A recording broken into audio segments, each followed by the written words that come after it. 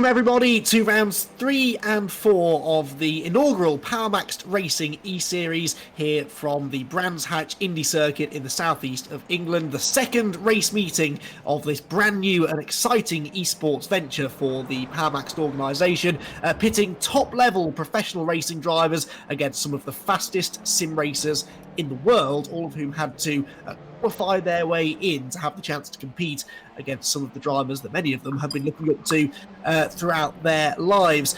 The opening two races at Donington Park last week were phenomenal, and there really is no other word for it. Super close competition with only two drivers actually getting themselves a top five in both races. It was wide open, lots of different drivers capable of finishing on the podium, winning races, and ultimately, I think, ending for the championship as we go through the season. It's going to be a cracking next 9 or so weeks of racing, and it all continues here at Brands Hatch here today. My name is Andy McEwen, one of the two voices guiding you through the action on track through the PowerMaxed Racing eSeries. Alongside me in the commentary box, Dan Blake, as he was at Donington last time out. And I think I needed this week's break to gather my thoughts and catch my breath after the intense racing that we enjoyed a week ago at Donington Park. Do you know what? I don't think that's going to change this week either, is it? Hello, Andy. Hello, everybody. Yeah, especially as we travel to Brands Hatch Indy, a circuit that has been notorious for hard overtaking and close racing. We're going to have 40 touring cars going around this Brands Hatch Indy circuit. Also, a couple of drivers as well that were not here last week who we've got entering as well from the pro category. Jon Alesh is joined us as well this week, and there's also a special guest that we'll be hear from later as well.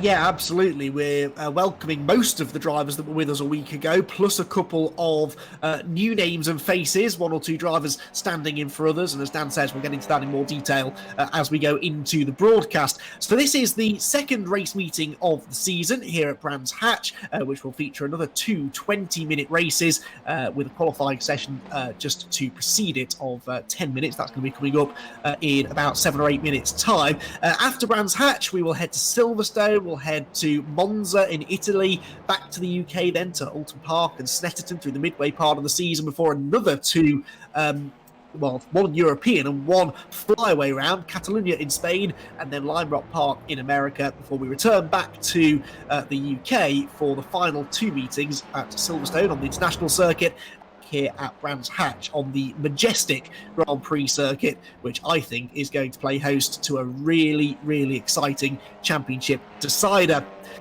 What do we have in store for you tonight then? Well, as I said, we have two races coming your way. Right now, the cars you're seeing on track are taking part in a practice session. They have a 60-minute practice session before the real competition begins, just to give the drivers a chance to get themselves connected and get into the groove before the serious business of racing starts a bit later on.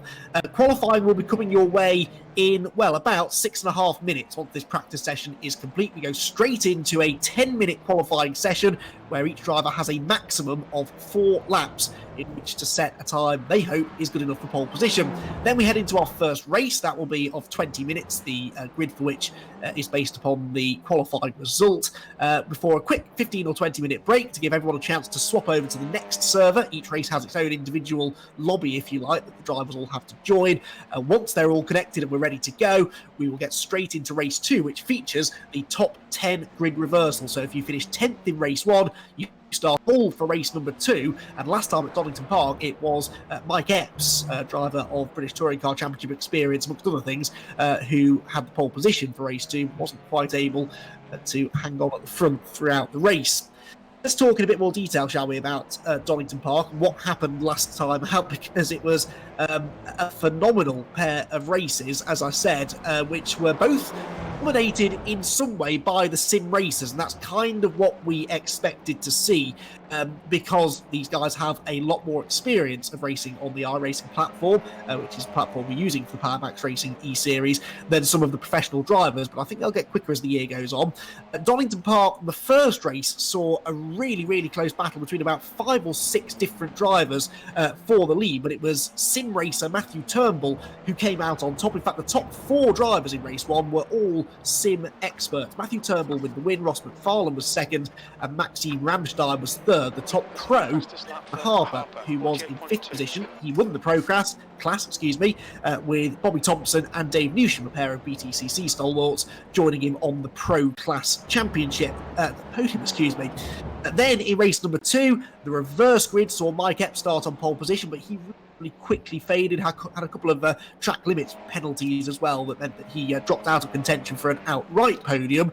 In the end, it was Nicole Foggy that took the win, with Harrison second and David Baker rounding out the podium. Dan Harper was once again the top pro driver, this time in fourth position overall, and won the pro class ahead of Mike Epps second and Thompson, double pro podium at the Donington Park circuit in the opening night of racing. And all of that means that the championship is being led, as we arrive here at Brands Hatch, by David Baker, who didn't win a race last time out, but he did manage to get himself a fourth and a third in the 2 races respectively, even. Can't talk tonight, can I? With the fastest lap in race number 1 as well. So he is on 29 points, has a single championship point advantage over Nicole Foggy and Matthew Turnbull, the 2 winners, who are tied for second place in the championship with Kieran Harrison and Ross McFarlane, equally tight. They are tied on 27 points, third place, and only 2 points cover the top 5. So the points are not hugely relevant at this early stage of the championship. Dan Harper, the top pro, he is 6th place overall in the championship and leads the pro championship. It was announced on social media earlier this week that from now on there will be 2 championships, essentially the overall championship, which all drivers are looking to compete in. So that's the pros and the sims. They're going head to head for the main prize, which is the overall championship. But then the pro drivers have their own championship as well, because it kind of turned out that they were not necessarily setting the pace at the opening round.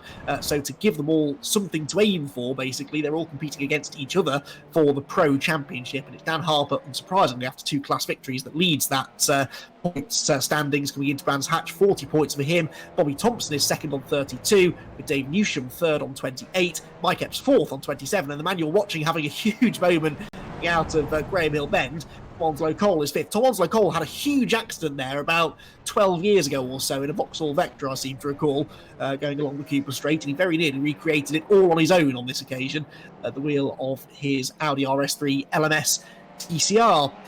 So, lots to digest there as far as the points are concerned. That will all become more significant and go through the year, but Dan Blake, know that the drivers that are looking at contesting for a championship in the PowerMaxed Racing E-Series, be it the overall championship or the pro championship, they expect to be at the front throughout the season. They're already looking very carefully at those championship points, aren't they? Exactly. Points mean prizes in this, and quite literally there are some great prizes that PowerMaxed Racing E-Series have put up for the drivers, so they'll be keeping an eye on the points. It's quite interesting to see, though, that currently in the practice session, Dan Harper is actually the fastest driver, so I wonder how long it'll be before we have one of the pro drivers take an overall victory. Dan Harper, as we say, currently fastest in practice. If we can carry it over into qualifying, he might have a strong chance of the race, but we're talking about championship points, and this is small steps to create a championship. The drivers can be consistent, especially the ones who were near the top of the championship last time out at Donington. They can start to create some steps to creating championship glory at the end of the season. And Dan Harper, I think, is probably the man most likely to take that first victory, I guess, because he's, for a pro driver at least, he's definitely been the fastest of the pro drivers thus far.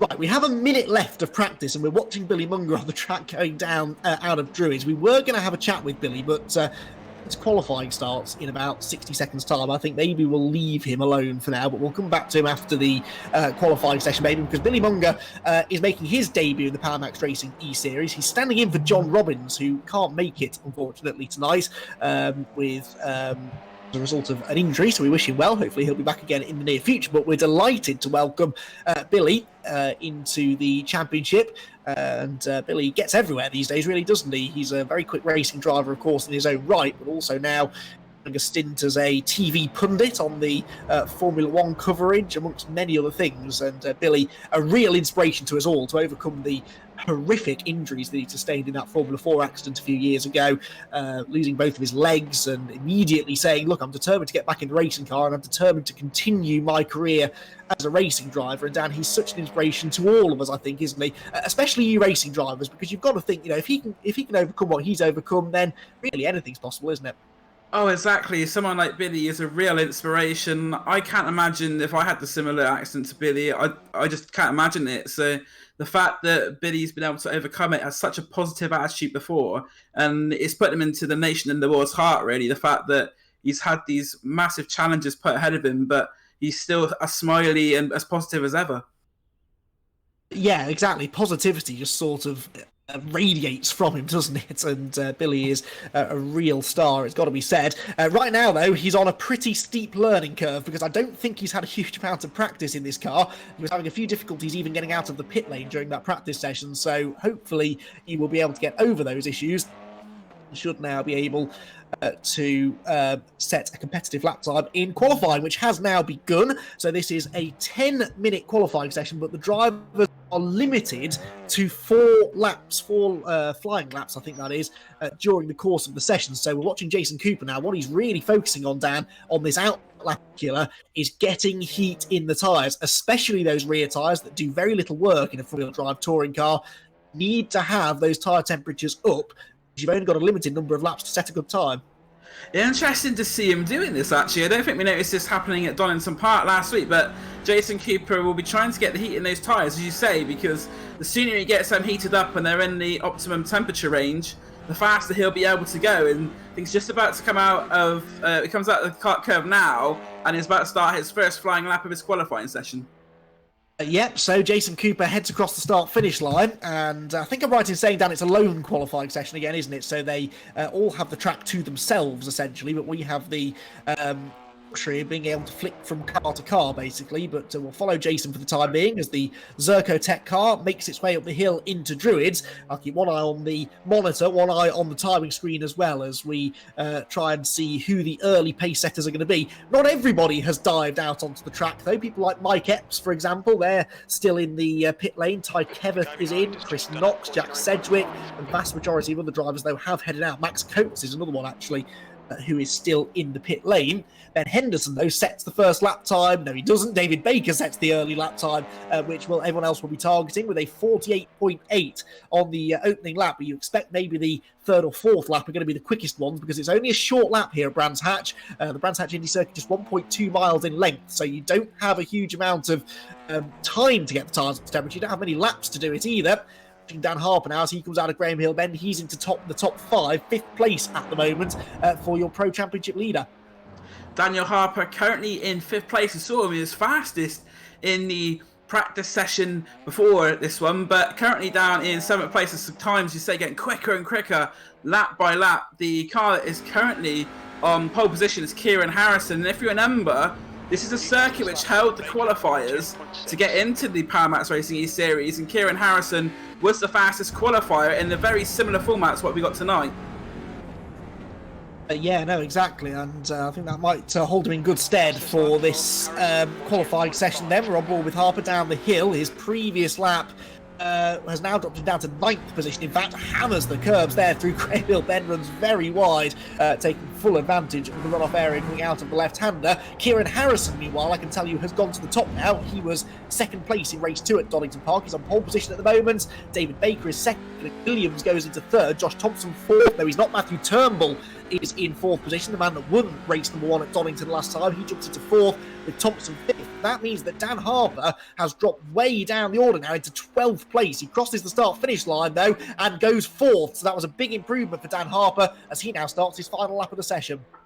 Many of these drivers will be starting their final laps. It's interesting to see as far as the pros go. We got Harper in 6th place, and then Dave Newsham and Bobby Thompson are 14th and 15th respectively. So Thompson are 14th, Newsham and 15th. So the real world drivers, even though there's it's nearly a second between them and the current fastest time by Kieran Harrison, they are actually now sort of flirting around that top 15 area. Also, Jan Erlascher, he didn't race in the first round at Donington Park. He's popped the time as well, which is currently good enough for 18th. But the times go in just like a Christmas tree on our timing screens. Green, green, green all the way.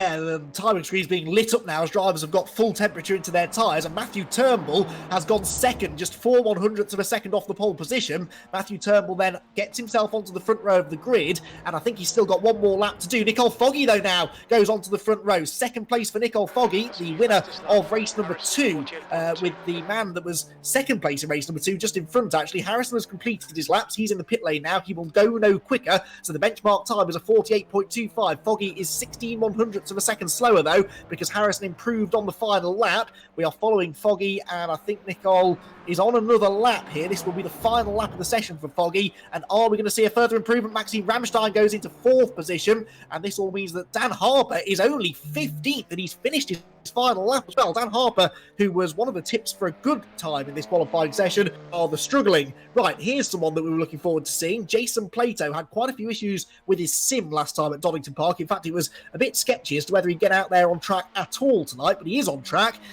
34th, and continuing to work through a few technical issues, I think. Genuine technical issues that I believe that he's been having with his brand new rig. He turned up just before the first round, and it doesn't look like it's going to be a top qualifying effort here from Plato, but he is at least in the running, and hopefully with a couple of races under his belt, learn a lot about this whole sim racing deal that he's quite new to. He will hopefully be a bit more competitive towards the end of it. So it is Kieran Harrison that leads the way. Nicole Foggy is second, Matthew Turnbull third, Maxime Ramstein fourth, and Craig Williams fifth. 5 have all returned to the pit lane now. David Baker is 6th, Jack Sedgwick 7th, and Johnny Brandon 8th. They're both still out on track. Ross McFarlane is only 9th. That's a bit of a surprise. He was second, remember, in the first race at Donington, and he and Dan Harper, the only two to get 2 top 5s. Chris Knox has had a spin coming out of the final corner. Knox's session has not gone that well, really. He's a long way down the order. Seb Perez is coming across the start-finish line now as well, and he will complete his qualifying session some way down the field. Jack Sedgwick, though, simultaneously jumps into the top 5, goes 4th place to Jack Sedgwick. That's a late improver onto the second row. I think that might just be it now for the big hitters towards the sharp end of the field. It's Harrison with the provisional pole by 16/100ths of a second. Nicole Foggy is second, Matthew Turnbull third, Jack Sedgwick fourth, and Maxime Ramstein to round out the top 5. So with most of the drivers having now completed their 4 laps of qualifying, we've still got 3 minutes left on the clock. So as the last few times come in, let's head over maybe to our roving reporter, Ed May, who I believe is with our new driver making his first appearance in the PowerMaxed Racing eSeries. Yeah, I'm here with Billy Munger here, one of the renowned Formula 3 drivers. Billy, it's nice to have you here. And how have you been finding this this first entry into this PowerMaxed Racing series? Well, yeah, if I'm honest, I had my birthday yesterday, so I wasn't feeling too bright this morning. But I've not driven these touring cars on here. I spent 15 minutes of that practice session trying to figure out how to start the ignition and starter. So it's not been an ideal start, but we're having a bit of fun, so that's the main thing. Well, for all of us here at the commentary team for this PowerMaxed Racing series, we're going to wish you a happy belated birthday one day. Hopefully you'll be getting a nice present of a good result here. And obviously you've got some very, very special circumstances that will have presented challenges for you in your real life racing. How has that sort of translated into the sim, and how have you been able to overcome those challenges? Yeah, well, my controls are exactly the same for the sim racing as they are for the real life racing. Actually, the steering wheel I use on my sim is my old British F3 steering wheel for my first year back into racing, with the same controls and everything like that. So in terms of adapting to the sim, it's all been fairly straightforward in that sense. But yeah, I just haven't, like I say, I only just bought the car before I got onto the server, so a bit new to it, and it feels a lot different to, obviously I do most of my stuff in the F3 car. It was quite different to that, but I'm sure with a bit more practice I'll be able to at least be a bit more competitive. And I mean, when it comes down to the race, it's not all about how quick you are. Yeah, it's all about that consistency, as you mentioned there. And obviously we've seen a lot of guys, a lot of the pro guys who've done real life racing coming into this sim world not being quite up to pace. And how's the transition been for you? Has it been quite a challenge to navigate this iRacing service? Yeah, to be honest, I've actually not done a lot of laps on Brands Indy either, which is my local circuit, and because I know it like the back of my hand like when it comes to real racing, because I've done lots of laps there in Ginetta Juniors and F4 and in British F3 and stuff like that. I didn't think it'd be so tricky, but there definitely are some tricks to the sim model that, in terms of like coming out of Graham Hill, you can use all the grasscrete there. That took me a little while to figure out. Obviously, normally you get in trouble. Because Palmer doesn't like you on his grass, so in the real thing. So there's definitely some stuff to get used to in that sense as well. But no, I'm just enjoying it really. It's a bit of fun, especially in quarantine when we can't be doing the real racing. This is a cool thing to be a part of. Yeah, one of the benefits of the sim is that you don't get a bill from Palmer for cutting his grass. And Yeah, before definitely not. So I might make more use of it in the race. Yeah, definitely not. And before we say goodbye, I'm going to hand you over to Andy and Dan if they've got any further questions for you. Lots, honestly, but Billy, I think you've got lots to be getting on with here because you're about to be gridded up for the race. But what are your sort of realistic goals for this one? I know you're standing in for John, but you want to get some good results for yourself, don't you? Well, yeah, I'd like to hopefully be further up the sharp, and I think I'm starting 30 seconds, so I can barely see the start and finish line from where I am. But I'd say if I could get into the top 20, I'd say, considering the prep that I've had and this being my first time in the car and on this sort of track, that would do me. But with touring cars, you never know. I might come out the first corner in fifth. There might be that many shunts. Don't know what you're talking about, Billy. Best of luck for the first race, and hopefully it's a successful night for you. Thank you. Cheers. Mate. So that is Billy Munger then, who is about to head out onto the track to compete in race number 1 of the night, round number 3 of the PowerMaxed Racing eSeries, and it's Kieran Harrison that has the pole position. Nicole Foggy is second on the grid, with Matthew Turnbull third, Jack Sedgwick fourth, and Maxime Ramstein to round out the top 5. He's got Ollie Peacock alongside him on the third row. Then Craig Williams and David Baker make up row 4 ahead of Johnny Brandon and Ross McFarlane on the 5th row. McFarlane in that number 8 car, definitely one to watch. He was a podium finisher in the first race at Donington last time out, so he should move forward. Jason Cooper and Lewis Goodway are just outside the top 10 on the 6th row. Dominic Olivier and Jack McIntyre are next. Then Josh Thompson and Dan Harper, 16th place for Dan. That will be disappointing for him. Ty Keveth and Dave Newsham are next ahead of Chris Daines and Mark Fletcher. Bobby Thompson and Ben Henderson on the 11th row ahead of Mike Epps, the pole sitter from race 2 at Donington last time. He's got some work to do to get into the top 10 this time, though. He's got Jan Ehrlicher alongside him, then Josh Malin and Max Coates, some really quick pro drivers down here. Lane O'Connor and Tom Onslow Cole with Lee Horn and Jamie Dory rounding out the top 30. Then it's Freddie Hewitt, Billy Munger, who we just heard from, Ollie Wayne and Chris Slater. Jason Plato is 35th alongside Chris Knox. And Lewis Kent standing in again for Stuart Lyons, Marlon Menden and Sed Perez to round out the 39 car grid for round number 3 of the PowerMaxed Racing Series. Lights then are on, the revs start to rise, and we're about to go racing here with Kieran Harrison on the inside of row number 1, Nicole Foggy alongside. The lights go out, away they go. Equal start by both the front row drivers by the looks of it. Keep an eye on Matthew Turnbull there, the blue car in third. It's side by side for the lead though, and Harrison tries to go right round the outside. That's brave stuff on the dirty side of the road, and Foggy that was trying to go around the outside. It's Harrison that holds on to the lead. Foggy in second place. The midfield runners get through paddock just about in one piece, I think. Druid's corner, though, it is getting very, very congested indeed. We hold our breath always on the opening lap of touring car races, especially around the tight confines of the Brands Hatch Indy circuit. But so far, Dan, so good.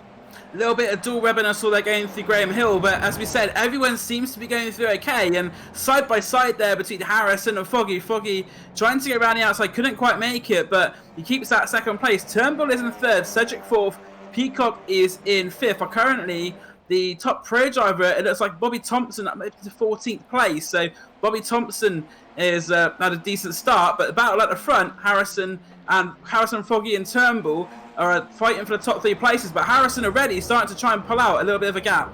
Ran wide though, did the race leader coming out of Paddock Hill Bend, got 2 wheels in the dirt, so you're right, he was starting to pull away from Foggy and Turnbull, but that little mistake has cost him a little bit of time. Down the hill they go into Graham Hill Bend for the second time of asking. The gap is still just over half a second. There you can see the drivers using that extra bit of runoff area that in iRacing you are entitled to use. In the real world that would almost certainly get you some time penalties for exceeding the track limits. Following Dominic Olivier now, he's got a bit of damage to the front of the car, so there's been a bit of pushing and shoving as you'd expect expect in the early stages. Olivier is currently running in 17th place. That's the Year 1 racing driver Chris Danes in front of him, and another one behind. I think, the 111 car of Mark Fletcher next in line in 18th spot. But just ahead of this group is Dan Harper. Dan Harper has picked up 1 place from where he started. There he is, going into Paddock Hill Bend. He's deep at the moment. Got Josh Thompson right in front of him, but he's not really, Dan, made the progress that we expected.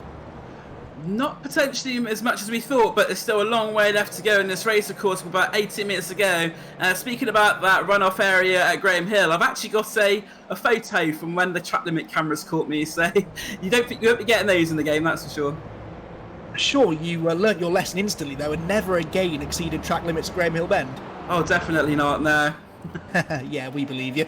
Right then, back to some drivers who definitely are exceeding track limits, but as we've said, it's all is fair in the PowerMaxed Racing eSeries, at least at that particular corner, and it is Kieran Harrison that leads the way, not getting away any further from Foggy. Foggy, Dan, seemed to struggle a bit there on the opening lap, maybe with cold tyres, had that going around the outside through Paddock at the start, then settled into second, seemed to slip back into the clutches of Matthew Turnbull, but now Nicol seems to be getting quicker and definitely isn't losing any more time to the leader. We saw Nicole Foggy dominate the second race at Donington. Once he got clear of the fighting that was going on, he put in a really impressive display. I think 7 or 8 seconds he went by in the end. And speaking of people being very close, Jack Sedgwick and Ollie Peacock fighting hard for 4th place there. Peacock had a little look going into Dewars, wasn't able to make the move stick, but there's battles going on all over the track. And when you get a circuit like Brands, it complements very close and exciting racing, as we said earlier. There's 39 cars on this track, and let's see, there's 20. Look at the graphic there. About 20 of them are on the start-finish straight alone. But overtaking is sometimes at a premium because all of the cars are the same. They're all running the same fixed setup. The only thing the drivers can change is the brake bias. And so finding an advantage over someone that's running exactly the same lap times as you is difficult, but that's a good example of how you do it. Josh Thompson up the inside of Lewis Goodway is that going through Druid's Corner. And the number 74 car has the inside line for Graham Hill Bend, but backs out of it. So Goodway goes down a spot. Josh Thompson gets into 13th. These are all drivers keen to try and get into the top 10 and be somewhere towards the pointy end of the grid for race number 2. Dan Harper has joined in the fun as well. He's the red and grey car there, trying to muscle his way alongside Lewis Goodway through Clearway's Corner. Off the turn, I think he was trying to get up the inside line. Onslow Cole comes out of Graham Hill Bend. Tom made one of the moves of the night at Donington Park, which he was all too keen to post on social media afterwards when he went up the inside of 2 cars into McLean's in race number 2, and Onslow Cole not having quite the same sort of fortunes here on this occasion, unfortunately, some way down the field. Looks like Jason Plato's pulled off the track as well, going through Paddock Hill Bend, so maybe Jason Plato having more problems with his sim, the technical issues blighting him again. It looks like Jason Plato has pulled out from this race, and it's very sad to see. We're looking forward to seeing Jason in full flow around the Brands Hatch Indy circuit. Yeah, a circuit in which he's won a lot of races, and Brands Hatch where he won his most recent British Touring Car Championship race, albeit on the Grand Prix circuit last October. To live pictures now, Seb Perez here in the number 77 car. Oh, and losing out there, though, going into Clearway's Corner. Seb Perez, that was Freddie Hewitt going through on the inside. Seb is in the NHS livery car, the Fastar logo on the black and yellow there of the car that just overtook him. Freddie Hewitt, Fastar, one of the series partners. They've just announced a pretty tasty prize as well that you guys can get involved with. £10,000 on offer for anyone out there who can predict the fastest lap of the day out of the 2 races, basically. So the fastest lap from either race 1 or race 2. If you can guess it to within decimal places, so you have to be pretty accurate, then you are to win yourself a tasty £10,000, and anyone who shares the social media posts regarding that prize as well, if the prize is won, then you will be entered into a draw to win £500 too. So head over to the Fastar Facebook and other social media pages for more information on how you can make yourself a few pennies in isolation. Oh, exactly. Especially in times we're at the moment, even in it's almost a life-changing amount of money in some ways. £10,000 is a lot of money, and if you can guess the exact lap time to the exact thousandth, then I put it on. Fair play to you, you deserve it. For reference, the fastest lap was actually set a few laps ago by Maxime Ramstein, I think, but it's been bettered now. But we're in around the 48.3s, I can tell you. So that's the sort of pace that we've got right now.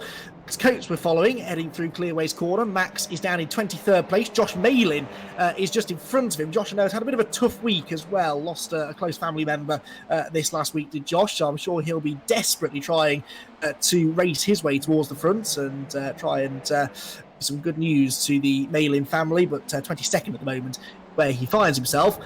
To the pointy end, though, and that gap is now starting to go up, isn't it? Kieran Harrison is now a second clear of this battle for second place. And the other thing that's happening is Jack Sedgwick in the blue and green and a bit of everything car in 4th place. He's detached himself from Ollie Peacock, and he's going after these two.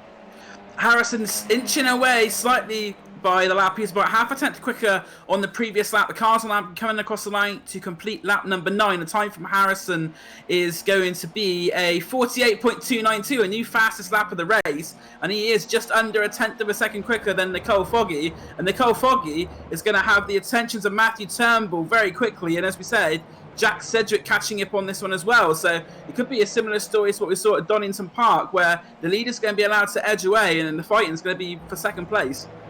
Yeah, that seems to be the case, which is not really what we saw at Donington, where Matthew Turnbull sort of escaped a bit at the start and then was reeled in and it all kind of bottled up behind him.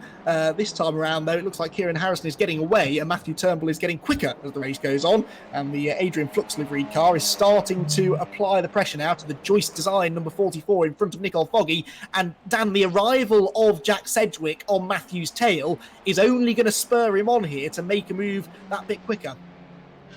Yeah, so say Turnbull and Foggy very close. Sedgwick. We've also had words as well that Jason Plato jumped the start, which is why we saw him exit the sim. It was a disqualification for a jump start.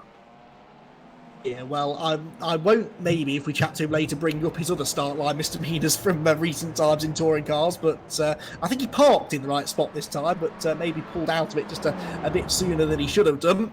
But that means he's missing out on all the fun, really, because there's some brilliant battles going on back in the midfield, which is likely where we would have found him. This battle, though, is pretty entertaining as well. Nicole Foggy, Matthew Turnbull, Jack Sedgwick, 2nd, 3rd and 4th. All of them early championship contenders, really. Foggy, 2nd in the championship, remember, behind David Baker. Now, where is David Baker? Well, David is only in 8th place. So David, who came into this race just 1 point clear in the championship, there he is looking, the Fuchs red and white car. Blue highlights. He is struggling a little bit for pace here, down in 8th position. I say, though, that he's struggling for pace, but the lap times are so tight around this very short track. Not slow exactly, is he? You only have to be a tenth or so off the pace and get yourself outside the top 10. Exactly. He's just got the car, the XBR car of Johnny Brandon as well in front of him. I believe we have someone who's had their wrist slapped already in the chat as well. Jason played. Say, Jason, not the first time you've seen you having problems at the start. What happened? Do you know what? I'm still not familiar with how everything works, and I pulled the gear to get ready, and it started rolling forward, and that was the end of it. Very unfortunate. Of course, this car doesn't actually have a clutch, so you need to be very careful on the starts. You had the sim problems before. Have you managed to get this fixed now, Jason? Do you know what? No, we're still having problems. We're trying to get everything to speak together. I mean, we've got some steering issues, but that aside, I mean, I'm new to this, and I'm just miles off it. I just cannot. The car, it doesn't feel like a race car. It feels ugly and non-responsive. And obviously, there's a trick and there's a knack to drive these things. And I think probably because I'm attacking it as I would on a racetrack, I don't think that's doing me any favours. So I've almost got to unlearn and find a new baseline, because I mean, it's incredibly frustrating. The car just won't do what I want it to do, and I definitely reckon there's a technique. Yeah, exactly. That brings us on to a point we were talking about earlier, Andy. I don't know if you want to speak to JP about this, about how the sim races and the real races, sort of the differences between the way they're approaching this.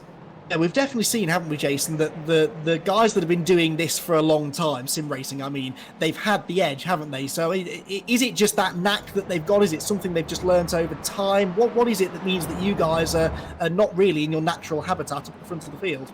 I think it's a completely different technique, and of course, when I've got a steering wheel in my hand and I'm looking out the windscreen, then I'm driving the way I would normally drive. Okay, you change it for the car, but nevertheless, that doesn't do you any favours, it appears.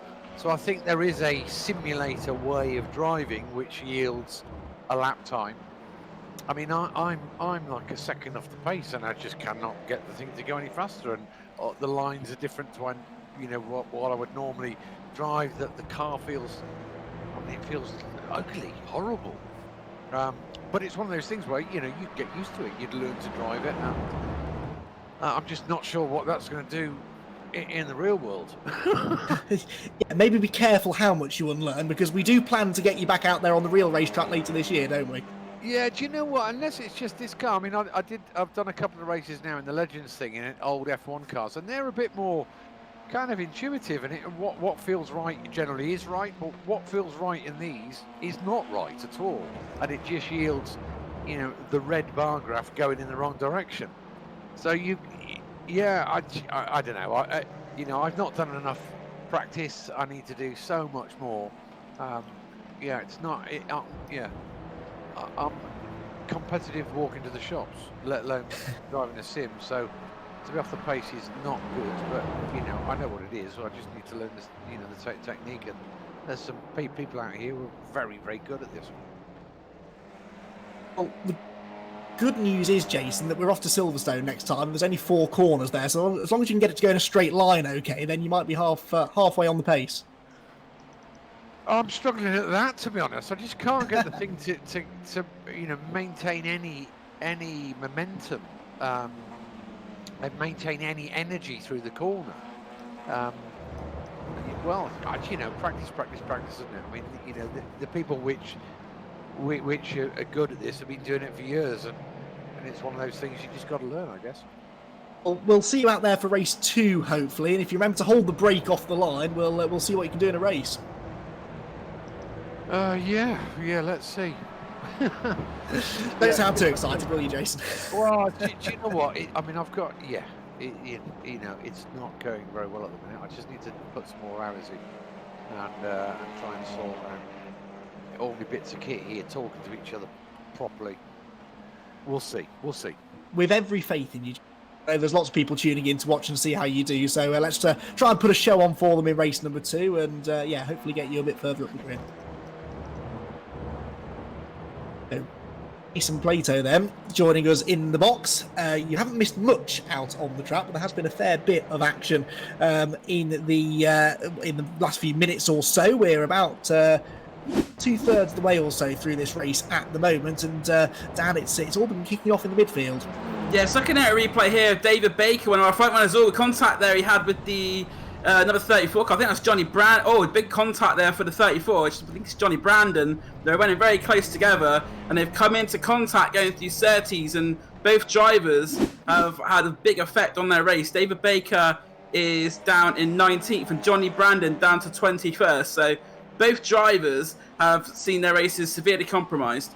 Well, that is big news for David Baker then, who, as I said, was your points leader arriving here at Brands Hatch. Despite having not won a race last time at Donington, he was Mr. Consistency with those 2 top 5s and got himself 29 points, but he's almost certain to lose the championship lead this time around, and it could be to Nicole Foggy, who are following here, still in 2nd place and still feeling the heat here somewhat from Matthew Turnbull behind, but Foggy was joint 2nd with Turnbull coming into this race, so essentially with the issues for David Baker, this now becomes the fight for the championship lead. They cross the start-finish line once again. We're on board with the 3rd place man, Matthew Turnbull, looking to the outside, trying to take that wide line into paddock to carry the speed down the hill. It's just so hard to get that overlap down. The temptation must be going through the roof here to use the bumpers into Druids Corner, but so far they are keeping away from that trading of paint, and they're keeping it clean. Turnbull knocking on the door there to get down towards Graham Hill Bend, tried to get the inside for the better line. Nicole Foggy able to pull the momentum through Graham Hill Bend, but you can just tell Matthew Turnbull is getting more and more impatient behind Nicole Foggy. That's twice on this lap that he's tried to get past the XVR driver, and Jack Cedric also been brought into the mix now when we've got just under 4 minutes to go. So we're coming towards the end of the race, and I think this battle between Foggy and Turnbull is about to be intensified even further. Yeah, absolutely. It's about to become a three-way fight for the bottom step of the podium then, with the arrival once again of Jack Sedgwick. We're on board with the meat in the sandwich here then. Matthew Turnbull, he's in third. He's been spending most of the race trying to attack for second, but that latest attack that he made on the second-placed car has rather delayed them both, and now he might have to turn his attention to what's going on the wing mirrors rather than what's going on out of the windscreen in front of him. There's a back marker ahead as well, which possibly is Billy Munger, I think, who's about to go a lap down to the race leaders. That could shuffle the order too. Meanwhile, Mike Epps, I can tell you, is out of the race. He's suffered a loss of connection.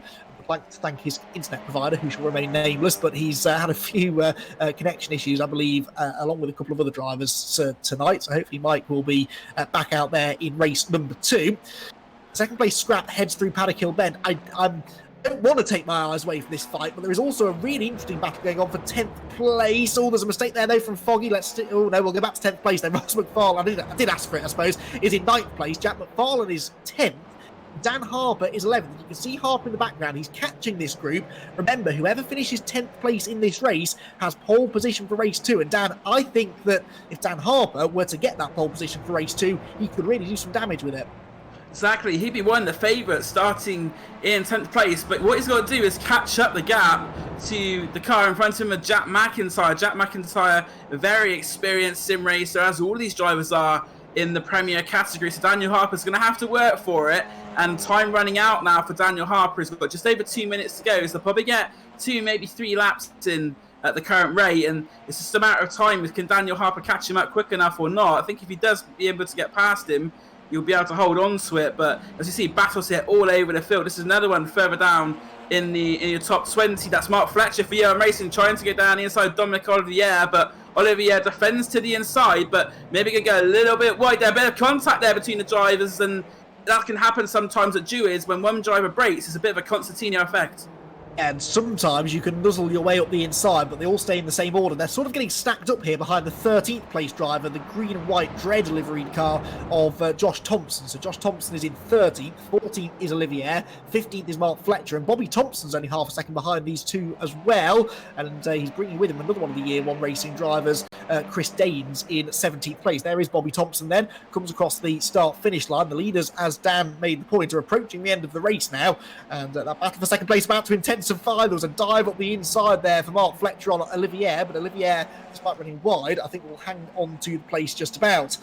Back to second place. They've negotiated the back marker, and it looks to have hurt Jack Sedgwick a bit because he's dropped away from these two, and that now frees up Matthew Turnbull to focus solely on attack rather than defence. We're on board with Foggy in second place. Doesn't want to leave a gap up the inside because Turnbull would have been up there like the proverbial wrapped up a drain pipe, but he stays in line once again. 4th gear, out of clearways, through Clark Curve, hits the rev limiter briefly before hitting 5th gear, tries to sit in that slipstream. How much of a slipstream do you think they're getting in these cars, Dan?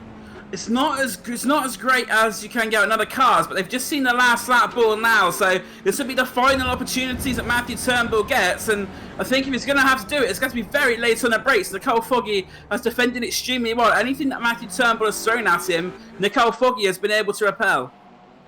Yes, so far, but there's another couple of overtaking opportunities. Well, one more really now, I suppose, up into clearways still to go that Nicole will have to defend through. But your race leader is Kieran Harrison, and Kieran Harrison is looking really good here. He had a 6th place finish in the first race at Donington Park last time out before managing to get himself the runners-up spot in race number 2. This time around, though, he is on the top step of the podium after a dominant lights-to-flag victory. Round number 3 of the PowerMaxed Racing eSeries goes the way of Kieran Harrison. Second is Foggy, just about by a 10th and a half over Matthew Turnbull. Third, Jack Sedgwick 4th, and Ollie Peacock and out the top 5. Then it's Craig Williams, Jason Cooper, Ross McFarlane, and Jack McIntyre crucially fended off Dan Harper towards the end to get 10th place and provisionally put himself on pole position for race number 2. Harper we're seeing now, he was in 11th place, Lewis Goodway 12th, Josh Thompson was 13th, then 14th, Bobby Thompson 15th, Daines, Mark Fletcher, David Baker 18th place. So the erstwhile championship leader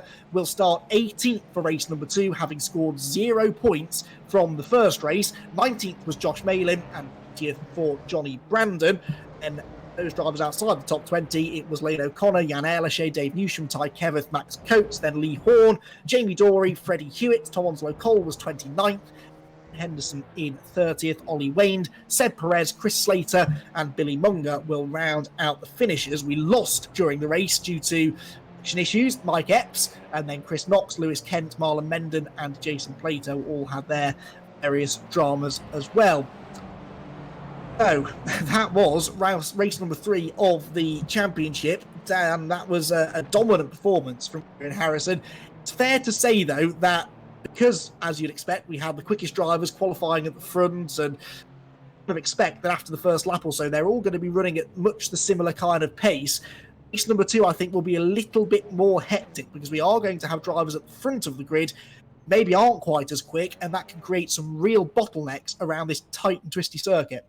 Be interesting to see what happens, but I think any of these drivers in the top 10 are drivers who they are quick drivers, and as you say, drivers like Jack McIntyre, Ross McFarlane, they are very quick in their own right. Jason Cooper, especially on a circuit like Brands Hatch, where overtaking is so crucial and so hard to do. Any move is sort of a victory in itself. And it was that battle earlier on with Mark Fletcher. It looks like he lost a few positions at the end of the race. He was running down in 15th place, but it looks like Bobby Thompson and Chris Daines were able to get past him as well. We also there quickly saw a shot of the RAF drivers as well, which is Ollie Wayne and Chris Slater. And those liveries I've seen before because those cars are looking exactly the same as their BMW 116 trophy cars that I've seen. I race in the 750 Motor Club, so it's in the same paddock, and those cars are exact replicas of the cars which they're racing in the 116 trophy. Yes, and a shout out as well to Mark Sykes from Next Gen, who has made designed the majority of the liveries that you will show the PowerMaxed Racing eSeries. Not all of them, but the majority of them are his handiwork. So, confirmation then of your result for round number 3 of the PowerMaxed Racing eSeries. Kieran Harrison becomes the 3rd different winner from the first 3 races of the season. Nicole Foggy is 2nd, Matthew Turnbull 3rd, Jack 4th, and Ollie Peacock rounds out the top 5. Craig Williams was 6th. Maxime Ramstein was a podium finisher at Donington, but he's 7th this time out. Jason Cooper and Ross McFarlane 8th and 9th. The top 10 is rounded out by Jack McIntyre. He gained 4 positions to get that 10th position. They were worthwhile overtakes because it was him at the pole position. Race number 2.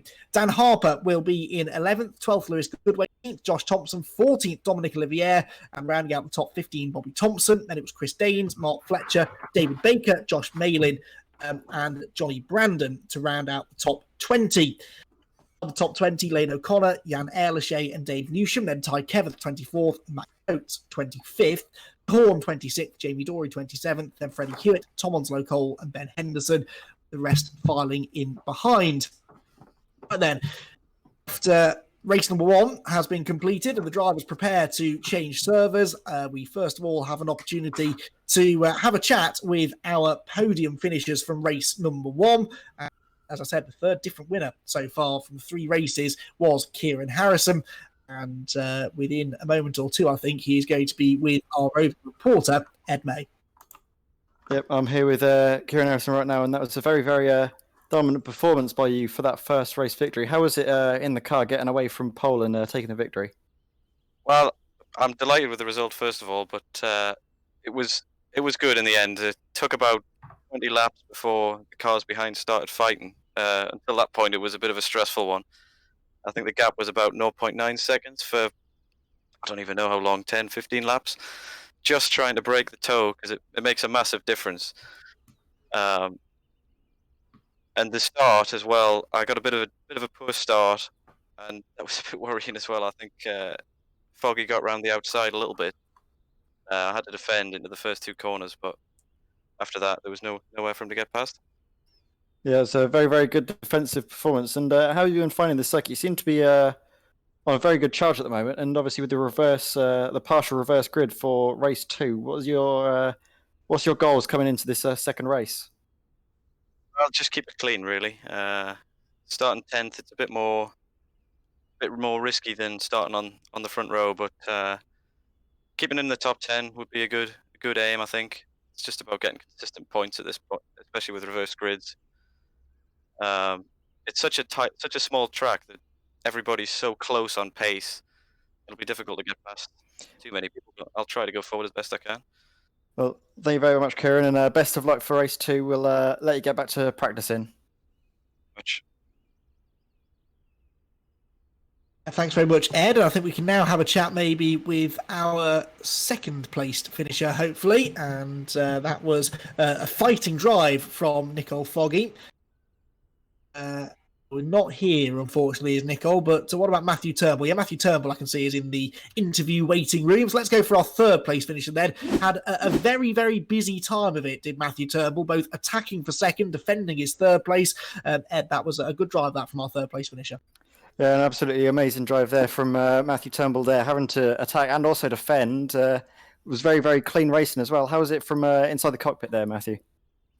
Yeah, it's pretty busy, to be honest. Every time I attacked Nicole in front, there was Jack was catching behind. So yeah, it was a bit of a tough one, to be honest. I nearly had Nicole at one point, but I thought better take it out. So yeah, really good race. Well done to Kieran and Nicole for that. Yeah, it was good fun.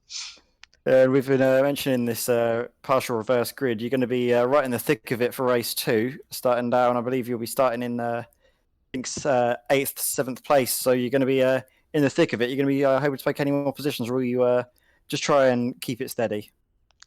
I think after last week, I'll probably just try and keep it steady. Just try and just finish in the points. Really, it's really hard to overtake at Brands Hatch without having a bit of an accident. So yeah, see how we go. Get the first few laps out the way, and yeah, we'll see from there. Really. Well, thank you very much. That was a very, very good performance, and we will be wishing you the very best for the second race of the evening.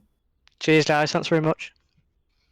Thanks, Ed. Thanks to our podium finishers then. Congratulations. Some more good championship points scored by those three. We now begin the slightly complicated process of changing servers. Complicated for me, at least, because I don't necessarily get on all that well with technology and computers, but to give us a chance to do that and get all the drivers in and ready for the reversed grid race 2, we're going to just take a very, very short break. You don't want to go anywhere, because once we are ready with race number 2, we'll be welcoming a few guests into the commentary box for a chat and building up for the reversed grid second race, which will see Jack McIntyre and early championship contender Ross McFarlane sharing the front row. You don't want to miss it, so make sure that you don't go anywhere. We'll be back with race number 2 in just a few minutes' time.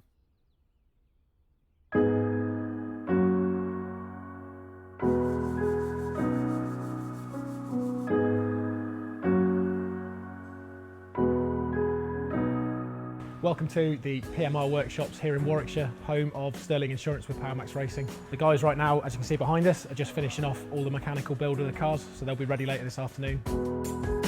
There's 10 of us that work on the cars full time, which rises to about 30 over a race weekend. What a lot of people don't realise is that motorsport is a lifestyle. It's not a 9 to 5 job. We don't come in at 8 o'clock in the morning and go home at 5 o'clock at night. A lot of the time we're here till midnight making sure those cars are ready. And if on a Wednesday night when the cars need to be built, if they're not ready, if we have to stay here till 4 o'clock in the morning, we'll be here till 4 o'clock in the morning.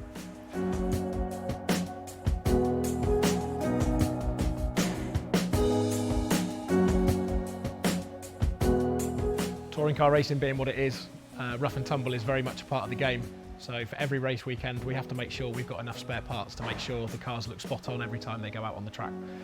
We take a spare set of doors for each car, 2 spare front ends for each car, including the bonnet, a spare set of skirts, spare rear bumper and spare rear arches, just to make sure that everything's as good as it can be.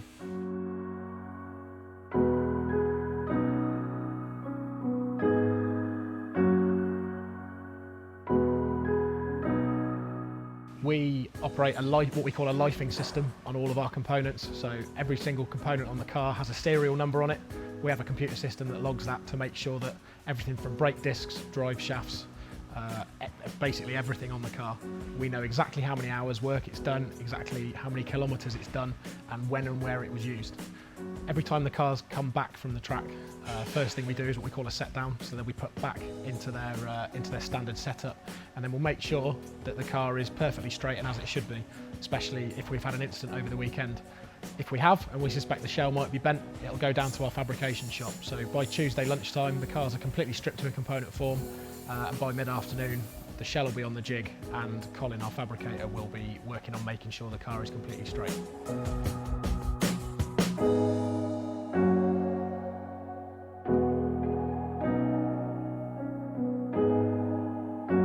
One of the most important tools in our arsenal is our damper dyno.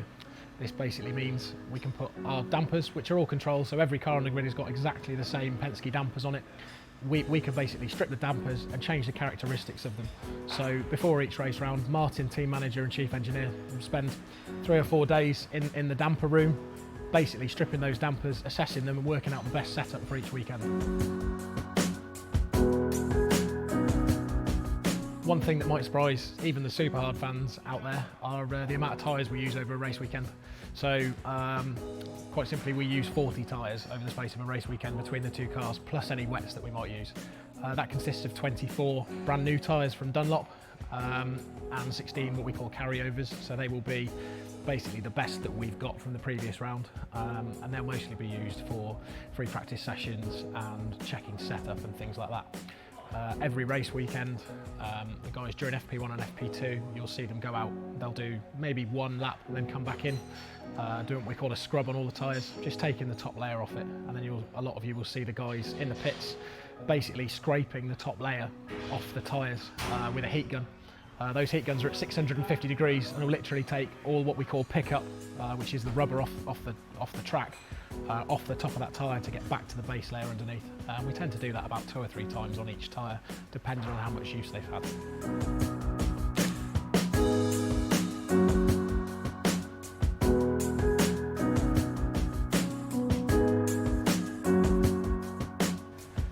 We've now got a 5-week break between Alton Park and Snetterton. None of us really get a break during that time.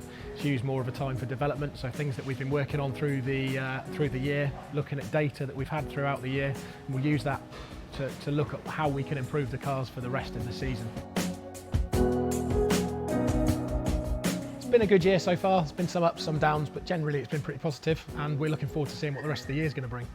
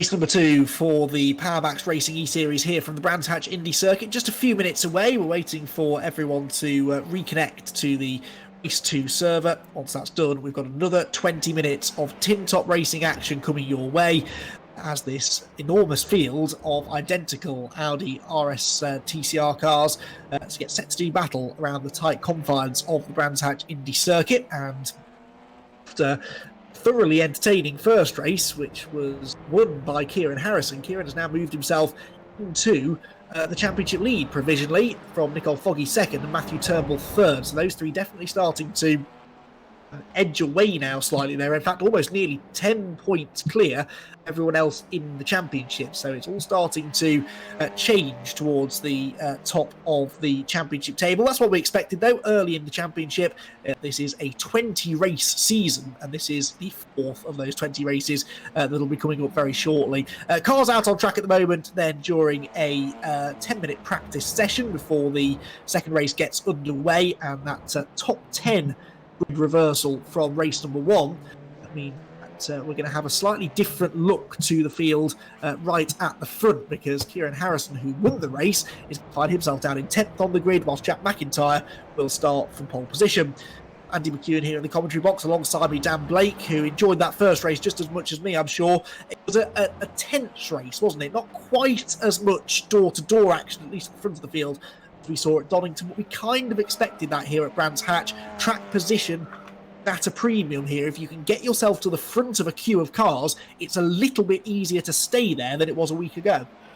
We saw that in the first race, that there were sort of little packs of 5-6 cars that were real congregating together, holding each other up, and with the track so narrow and the overtaking places very sort of reduced in numbers, there's only really 3 or 4 opportunities, but with the cars being so similar pace, you have to make sure you're timing it just right in order to be able to make the move. And it's going to be, I think, the top 10 reverse. I'm going to predict that it's not going to be as jumbled up as it was last week. I think with the spread of the drivers in the top 10, I don't think it's really that much. So in terms of having both the top 10 reversed, I think it's going to be interesting to see just how far up the drivers who did well in that last race can come up. And I think they're going to find it a lot harder, as you say, than they did at Donington. Yeah, well, at Donington Park last time out, Matthew Turnbull won the first race, started 10th for race 2. That's exactly where he finished. He didn't gain any ground at all at Donington. So even at a track at which you can overtake a bit more easily maybe than this one, it's not easy to gain that ground because everybody is so evenly matched. And this is the kind of thing we see in things like the British Touring Car Championship all the time these days. The drivers that are finishing down the order, if you give them track position and a light car and a fresh set of boots, they can probably put in lap times good enough to win the race. It's a real battle to try and get there to the front, and it's certainly a challenge, I think, but it's going to continue to be a wide open season, I think, and we're going to see more drivers getting themselves in the top 5 going into that first race today. After the 2 races at Donington, both Dan Harper and the points leader arriving here at Brands Hatch in the top 5 in both of the first 2 races. Now, neither of them have been in the top 5 this weekend, so there is no single driver out there that has been in the top 5 in every race this year. It's continuing to open out, even though we have got that little cushion in the championship at the moment between Harrison, Foggy and Turnbull and the rest. Continue to chop and change, I think. Our Pro Championship leader coming into this round was Dan Harper. He still very much is the Pro Championship leader. But he didn't have quite such a stellar opening race here at Brands Hatch. He finished down in 11th place, just missed out on the all-important 10th spot for the pole position of race number 2. And Dan, I think, is waiting to have a chat with us. Here he is, Dan Harper, jumping into the commentary box. Dan, we were just saying that you narrowly missed out on that 10th place, which would have given you pole position for race 2, but nonetheless, you made some good progress in race 1, so all things considered, it wasn't a terrible race, was it? Yeah, you're right, just missing out on the reverse group pole, which is a shame. But I'm happy to move up from where I started race 1 from P16 to P11. So made some good progress, and if I can make the same progress in the next one, then I'll be getting some more good points. So yeah, I'm really enjoying the series. It's an amazing opportunity to be in the Premier tier with some of the fastest sim guys, and also some of the fastest pro drivers and touring cars as well. So. Yeah, Thank you for having me. No, well, you're more than welcome, believe me. It's great to have you here, and you really have been the fastest of those very fast pro drivers so far. You were leading the Pro Championship after a double win at Donington Park within your class last time out. That Pro Championship's been brought in after the first two races, hasn't it? Originally, it was just going to be an overall pro versus sim battle. We saw at Donington, yourself excluded, really, that a lot of the pro drivers were a little bit off the pace, and we've had a chat with a couple of them, Billy Monger and Jason Plato, already tonight, and they've sort of discussed their theory as to why that is. Why do you think the drivers that have been doing this sim racing for a bit longer than you guys have that edge? What specifically is it that they're doing that you guys are struggling with? I think there's a few different reasons, and I think everyone will have their own opinion as well. I mean, firstly, I think the hours that this top sim guys put in, firstly compared to us, is huge, and obviously the more time that I spend on my sim, the better I feel, the more I get used to it, and then the faster I can get, and then also obviously there's a lot of feelings different from a sim to a real car that the likes of Jason Plato, Billy, myself were all used to, getting loads of feelings from the car, like through the seat, through the car moving. Whereas for sitting on the sim, it's stuck in one position, and the only feelings you really get is through the brake pedals and through the steering. So there's a lot of things missing feeling wise, which is obviously a huge part to driving the car, and that then makes you feel a lot more through your eyes and the screen and what the car is doing. So it's very different that way, and I think the more time that we put into it, the better we get, and that's maybe why I've been at the top end of the pros and battling out with the pro guys in the simulator class. I've been putting a lot of hours in, and I mean, when I'm in isolation, there's nothing better to do. So it's brilliant. Stuff. Well, yeah, you've not been doing a bad job of it so far. The race is about to get started, though, so I'm going to have to let you go, I think, Dan. But thanks for joining us. Race. Brilliant. Thank you. No, thanks, Dan. Sorry, I thought you'd be itching to get back in the car and get the race started. I haven't actually got in the session yet. I can't find the session. Oh, that's potential issue then, because the cars are on the grid about to start. We'll leave you to it, Dan. See if you can try and get yourself in. But the race is actually about to get underway with Jack McIntyre and Ross McFarlane on the front row. Getting away, Andy. Contact. Oh, it's a big crash there. One car did not get away from the line very well. A couple of them went into the back of him, and we got a massive accident here on the run down into Paddock Hill Bend. The track is blocked, and that is going to be a safety car deployed. So for the first time in the PowerMaxed Racing eSeries, we're going to see an appearance from the safety car. Yeah, that was always a risk here, wasn't it? It's a narrow start-finish line and slopes quite steeply from the outside to the inside, so it's common to see drivers get wheel spin, but it sounds a bit like maybe one car just didn't get going at all. Now, who has that affected? Well, Dominic Olivier has already fast-tracked his way into the pit lane. Ben Henderson done the same thing, and we can see Ty Keveth here has got damage. Number 9 car of Kieran Harrison has got, of Jan Ehrlicher, has got it. Replay here, Dan. Yeah, it was a 06 car which went into the back. I couldn't quite see the number. It was like a secondary crash as well. It was sort of 2 or 3 different contacts in one, and as you say, the trap blocked there, and it really that was a definite where the safety car needed to come out for that one, because cars were scattered all over the track, and we're lucky that we have got the opportunity to bring the safety car out if we need to. And for this occasion, I think that is the best thing we can do to neutralise the race and to get people sorted again. Utter carnage, and really the first time that we've seen it so far. The opening laps of all 3 of our first races in the championship have been very clean, and it's been one of the things that a lot of people have noticed, but unfortunately this time, one bit of contact, I think the slightest touch in that situation is going to cause chaos, because you've got so many cars in such a small space, and nowhere really for them all to go to avoid it. Right, well, the safety car is out. It's waiting to pick up the race leader, who is Jack McIntyre. So Jack McIntyre, your race leader. Ross McFarlane is second.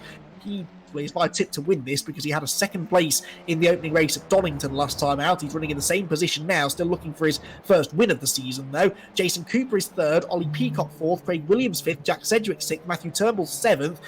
Nickel Foggy is in 8th, Maxine Ramstein 9th, Kieran Harrison in 10th position. So of the drivers that were at the front in the previous race. Well, Harrison, who won the first race, is 10th, so he stayed exactly where he is. Nicole Foggy, who was 2nd, is 8th. So Nicole's gained 1 position at the expense of Maxime Ramstein. Matthew Turnbull, who was 3rd, has also gained 1 position into 7th place at the end of the opening lap or so. So, drama aplenty then here at the start of race number 2 of the PowerMaxed Racing eSeries from Brands Hatch. The Porsche safety car picks up not quite the race leader. There are a couple of cars I think that are a lap down here, just waiting to be picked up, and that means that we might just need a bit of shuffling here to get to the correct running order so that we get the race restarted. I think we're getting there now. Jack McIntyre has pulled in behind the safety car. Lights out on the safety car as well, Andy. I can see the lights are actually not on the Porsche safety car, so we may actually be getting a start this lap potentially. Well, that's good news. So we're not going to lose too much racing. Thankfully, the clean-up operation a bit quicker in virtual racing than it would be if there were real marshals clearing real cars off the real racetrack. The iRacing platform allowing for sort of recovery speeds we could only dream of really in the real world, but it means we can go back to racing a little bit quicker. Jason Plato, unfortunately, I can see has just dived for the pit lane, but Jack McIntyre, Toronto Cole joining him too. Jack McIntyre, though, about to hit the loud pedal because the safety car pulls off, and Jack McIntyre leads the field across the start-finish line, then 4 laps in the books, and the battle is on for 2nd place because it was not a great restart there for Ross McFarlane. Jason Cooper's having a look to the outside into Paddock Hill Bend. The leader is clear, but for 2nd place, it's already stacking up, and Jason Cooper runs out wide, and Ollie Peacock sees a chance to get up the inside of him towards Druid's corner. The door is closed though. I'm amazed there that Jason Cooper got across to defend that, and actually it's Craig Williams who tries to come around the outside of Peacock, gets shown the edge of the road through Druids. Physical stuff there, and I'm really surprised, Dan, that didn't lead to some changing of positions. Drivers have negotiated the restart very well there, as you say. They've calmed down following what the initial incidents, and I think quite a few drivers there were very severely impacted by that in the midfield. And at the moment, as you see, it's McIntyre, McFarlane, Cooper rounding out your podium places. Just looking to say, Ollie Peacock, who's in 4th place. He's got Craig Williams behind him with Turnbull, and also Nicole Foggy up into 8th place. And Kieran Harrison, our race 1 winner, has actually dropped positions. He's down in 11th. Yeah, Kieran Harrison, championship leader, remember, after that win in race number 1, so he could do with getting back on terms with Foggy, who's only 4 or 5 points behind him. Is Billy Munger going through Druid's corner. Billy, I think, managed to get through with maybe a bit of damage from that first lap issue, but yeah, it's 27th place, so he's still running well, and if a few more people have issues in front, he may yet pick up a few more places. So Billy acclimatising reasonably well to this Audi RS3 LMS TCR car. Billy, in a big scrap here, having to defend hard to keep those cars behind. There's just one off in front, one off behind. He's right in the thick of the action, isn't he? Yeah, Billy Munger actually looks like he's a lap down in 27th place and is in the pack of the cars. I saw as he went through Graham Hill as well. One of the Year 1 racing cars was exiting stage right. Got back onto the track, but lost a lot of time as well in the process as that. But at the front, fastest lap for Peacock with a 48.308, and it's the top 4 who have pulled a massive gap to the rest of the field. So we have a 4 car in terms of the last race, as I say. It's the top 4, then you've got a 1.7 second gap back, but if they start fighting each other, that could close up very quickly. But at the moment, it looks like we have 4 cars in a breakaway for the lead. Yeah, I'm a bit surprised actually, because Jack Sedgwick, who is in 5th position, finished 4th in race 1, so and they were his first 13 points of the season. He didn't score anything at Donington Park. There he is in the Z-Cars car, number 10, going out of Clearway's corner. Matthew Turnbull is right behind him, though, the first winner of the season, and then Nicole Foggy and Kieran Harrison. So he's got some quick drivers on his tail, but maybe that's just preoccupying him a bit and stopping him from catching this leading quartet, which is still McIntyre from McFarlane, from Cooper, from Peacock. It doesn't look to me, though, Dan, like Jack McIntyre has the pace to escape. The more he has to defend, the more he holds everyone up, the more he wears his tyre out, and the closer together these cars will get. The safety car would have helped McIntyre out a little bit as well, of course, because it meant that the race was neutralised. They weren't able to attack him, but I think he had a bit of a lock-up, a bit of wheel spin coming out of Graham Hill Bend, which cost him a lot of time. McFarlane was right on the back of him. We're now looking at Bobby Thompson, who is actually currently the leader in our pro class. So Dan Harper, who'd won the pro class, he was undefeated going into this race. He's got his connection issues, which has meant he's not been able to get into the server because he wasn't able to, issues with the iRacing. So Bobby Thompson in 10th place is actually currently the leader of our pro class as well. And Bobby was second in the Pro Championship arriving at Brands Hatch as well, so that's of some significance. Dave Newsham, another one of the Pro drivers in the Championship, he's 15th. I think he will be one of the top 5 Pro drivers in the race as well, 25th overall, but Dave Newsham in the number 25 car there, tried to get himself past a pair of the Year 1 racing cars if he can. Jason Plato update, out of the race after the first lap incident, so he was in the middle of that shunt at the start line. I seem to recall him a similar incident there many years ago at the wheel of a Seat where he got tagged into the pit wall at the start of a race, so he's sort of familiar, I think, with how that feels. Not a feeling he was keen to replicate, I'm sure, but that is unfortunately what can happen on such a tight start-finish line. Got a nice battle here as well with Max Coates in 16th place in the NGK car. He's defending hard from Lee Horn, and as you say, we've seen a replica accident, so we saw actually in the touring cars themselves, so it's a pinch point definitely at the start of races when you have a big field, and Max Coates having a good run. To say he had some problems in the first race, but he is up into 16th place, and I make it that he's in 3rd place out of the Pro drivers, so Max Coates potentially on for a Pro podium in this one. Freddie Hewitt next in line in the Fastar car as well. Hope you've all got your fastest lap predictions in to try and win that £10,000 prize. Keep following the Fastar social media pages for any future competitions they may come up with. Through Surtees, he goes then. Freddie Hewitt is in 18th place at the moment, challenging Lee Horn and Max Coates in front of him. So those cars are very, very evenly matched at the moment. Oh, and Simon Nally, in fact, telling me that they're doing that prize for every round. So all the more reason to head over to the Fastar Facebook and Instagram pages. Keep your finger on the pulse as far as the PowerMaxed Racing eSeries competitions are concerned. Lewis Goodway, we're looking at the screen now, has very substantial damage to the rear of his car. The boot's all up, he's lost his rear wing, and Lewis Goodway's doing well to keep that car in the top 20 because it looks like that car has definitely seen better days. Well, remember, you score points down to 15th, so he is in 20th place right now. And, yeah, he can definitely still pick up a couple of points if others fall by the wayside. He'll be able to do much overtaking in that car of his own accord, but the amount of carnage we've seen in this race already, you never know. He might be able to get something out of it after all. The driver he's chasing is Craig Williams in the 127 car, and then just behind him, Chris Knox in the 888. So no changes likely between these drivers for the time being, I wouldn't think. You're not missing anything out in front. The gaps are staying just as tight as they were between those leading 4, but there has been no change in position. It's still Jack McIntyre who is your race leader as we tick towards half-race distance now. And I hear on some of the drivers that have been involved in some of the issues early on in the race. Ty Keveth, one of them, just heading up Millwood Hill into Druid. Ty Keveth is in 22nd place. Saw him getting caught up in the contact at the start. Ollie Wayne is not far behind him there in the RAF liveried car. Brilliant livery, that, isn't it? And unfortunately, the car not quite in showroom condition right now, but looking resplendent with its livery adorning it, which I know took an awful lot of effort to get these cars looking the way they were. You'd think they'd look after them a bit more than drivers, but this is touring car racing after all, and I guess some sort of contact and damage is almost inevitable. Yeah, touring car racing always very close, and sometimes it can be a little bit closer in terms of door-to-door. This is another one of our pro drivers, Marlon Menden, who's down in 24th place. And even though, of course, these pro drivers aren't in the top 15, because they have a separate point system to the drivers who are fighting for the overall championship, the sim drivers, even if a pro driver finishes 24th, 25th, they may still finish top 10 or top 15 in the pro class and be eligible for pro points.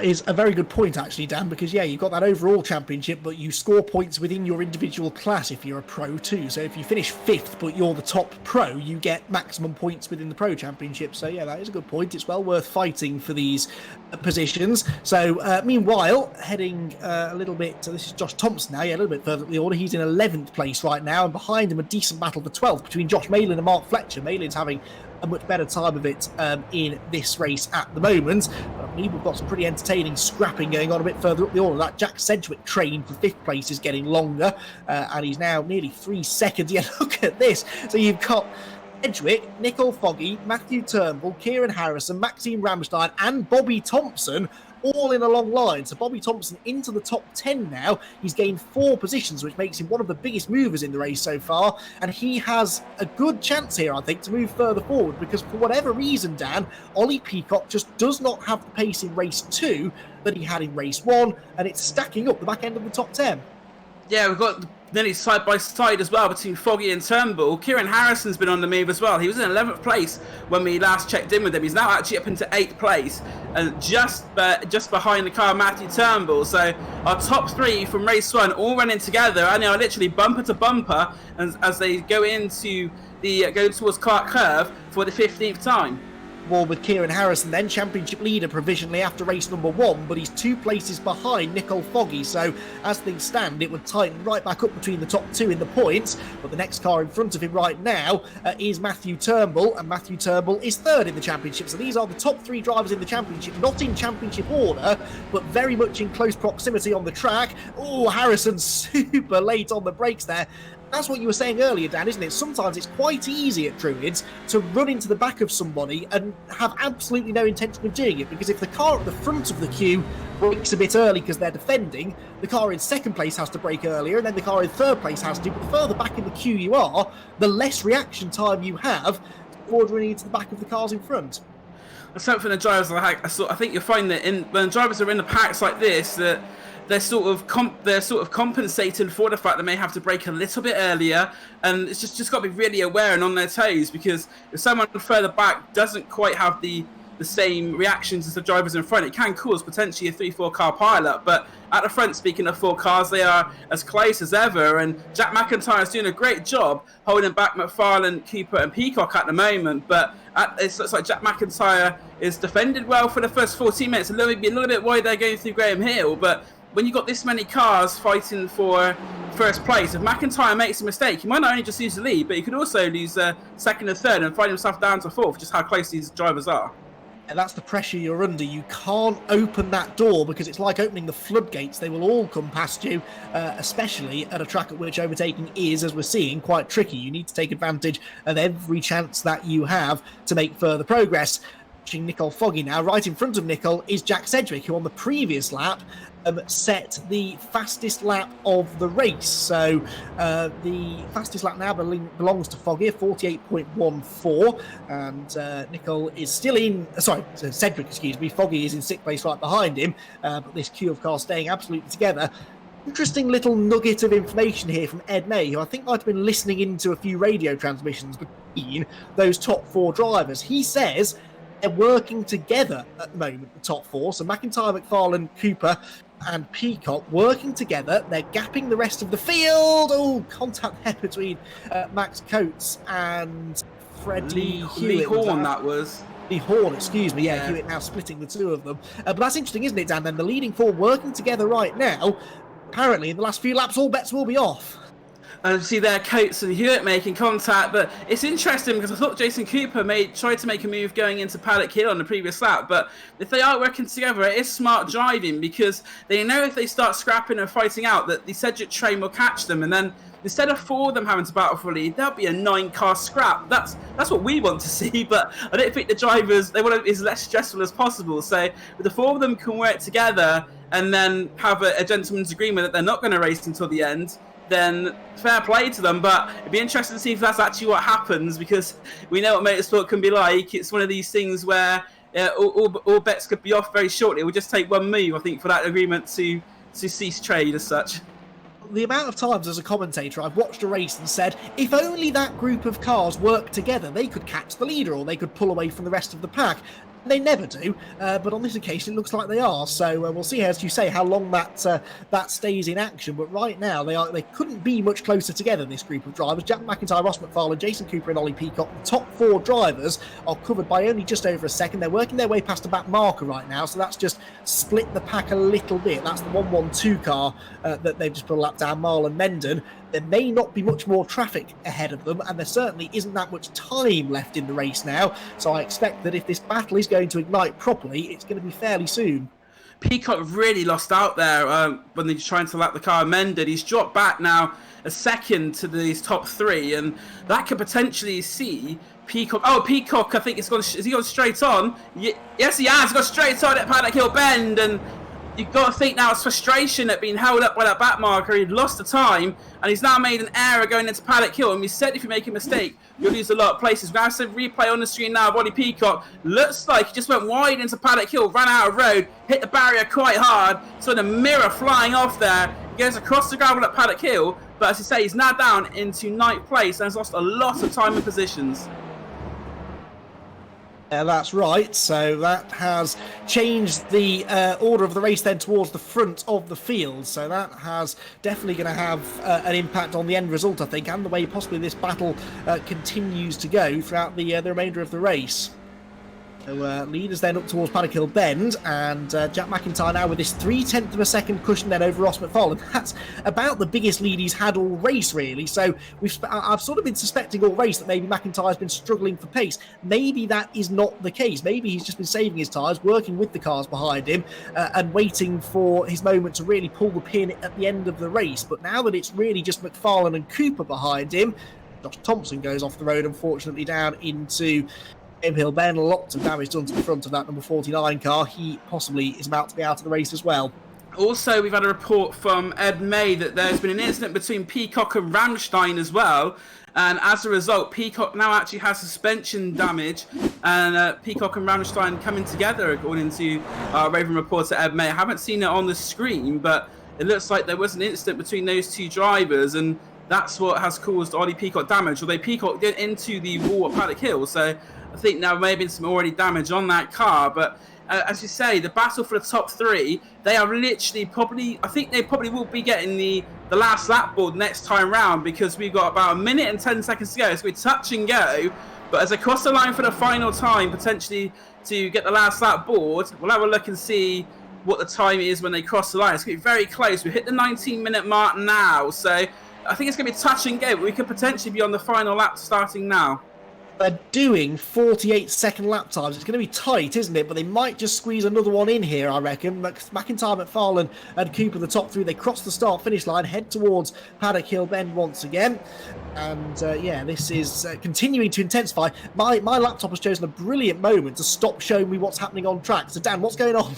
What's going on is we've got the cars going through Druids, and McIntyre, McFarlane and Cooper, they're not even fighting now, even at this late stage of the race. I think the drivers may have settled amongst themselves for these podium positions, and it'll only be if there's an incident or someone goes wide, I think, that these positions will change, because McIntyre is doing very well to hold up the two behind him. There's another back marker who they're closing in on as well. Will this be the final lap coming up now? I don't see the checker flag waiting, so they are just about going to sneak another lap in, as you say, Andy, and they cross the line, 19:59 on the clock. So this is going to be the final lap, and McIntyre holds the lead going into Paddock Hill. McFarlane maybe had a half look, but not a serious one. But coming up to Druids, McFarlane seems to have a much better line. But under braking for Druids, we are still staying as we are, and I think it's one of the RAF cars which is in front of our leaders. We've got the big train still going from fourth back, but at the moment, as they go through Graham Hill for the final time, it looks like Jack McIntyre has just about done enough, but this black marker in the RAF car could put an extra spanner in the works here, as McIntyre gets a little bit wide out of clearways, but he's just about to shut the door. And Jack McIntyre is coming down Clark Clare for the final time, and he will take round 4 at the PowerMaxed Racing eSeries. It's Jack McIntyre from Ross McFarlane and Jason Cooper as quickly as that. 4th place is Jack Sedgwick and Nicole Foggy in 5th place. Turnbull takes 6th, Harrison 7th, Ramstein is in 9th place, with Ollie Peacock 9th, and our pro winner, as you see on screen now, is Bobby Thompson. So Bobby Thompson takes the pro victory. Mark Fletcher finishing in 11th place, with Josh Main in 12th, and our second finisher in the pro class, 13th overall, is Dave Newsham. Just like that, I've got pictures again. That was good timing, wasn't it? It just literally as the cars took the checkered flag, but well done, Dan. So Jack McIntyre, Ross McFarlane and Jason Cooper, the top 3.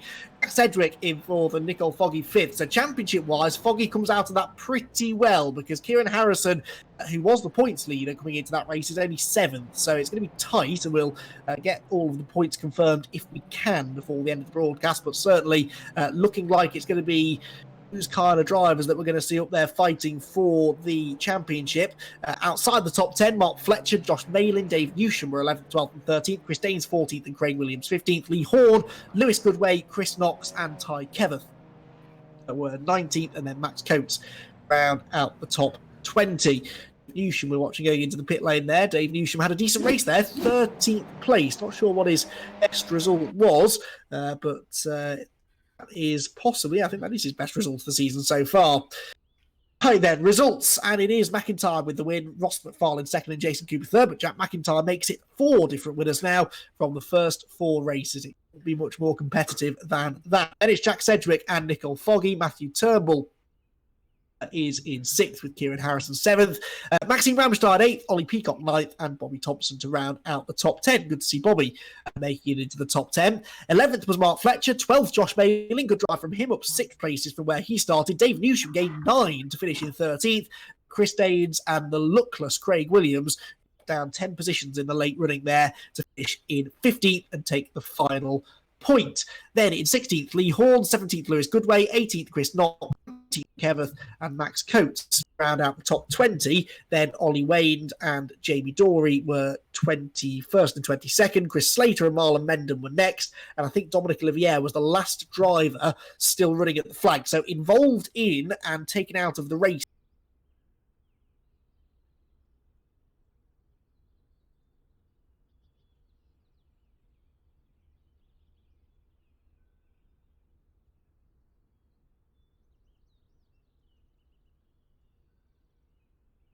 Plato, Tom Onslow Cole, Lewis Kent, David Baker, Lane O'Connor, and Ben Henderson. And do we have Andy back with us now? Oh, have I been talking to myself for the last 5 minutes? Yeah, I hope you can hear me. You know, Andy. Oh, that's good news. That's good news. Apologies there. Must have just dipped out there, losing my connection a little bit. But yeah, just running through the non-finishes there, which I think Dan completed for me. So Dan, good racing there towards the end of the night. Interesting to hear how important strategy was to a few of those drivers as well. Those top 4 really working together. In the end, though, they just didn't have anything for Jack McIntyre. I did say before the start of the race that I thought Jack McIntyre would have had a decent chance in this one because, as we said before, it's very tight for overtaking. And I thought that maybe towards the end of the race, when the sort of they said they weren't going to fight each other till the end, but the battle we were expecting never really came. I think that was a combination really of Jack McIntyre having a very good drive, and also I think with the gap back between the top 3 and the cars behind, maybe they thought that. As you were saying earlier in the night, picking up points is something that at this stage of the season even they were thinking about, and they'd rather take the points for the podium places and end up in a gravel trap or in contact. And it's very good race management by those drivers in that case.